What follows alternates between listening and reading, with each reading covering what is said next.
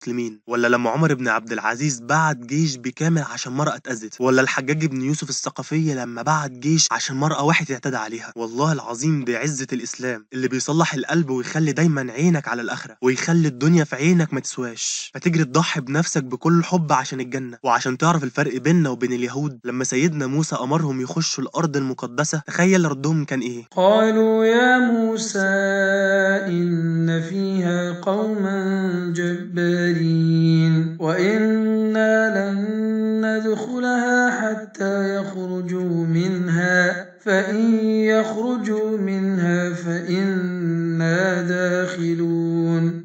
ده طبعهم، طول عمرهم جبنة، حتى لما رد عليهم 2 من الصالحين وقالوا لهم: قال رجلان من الذين يخافون أنعم الله عليهم ادخلوا عليهم الباب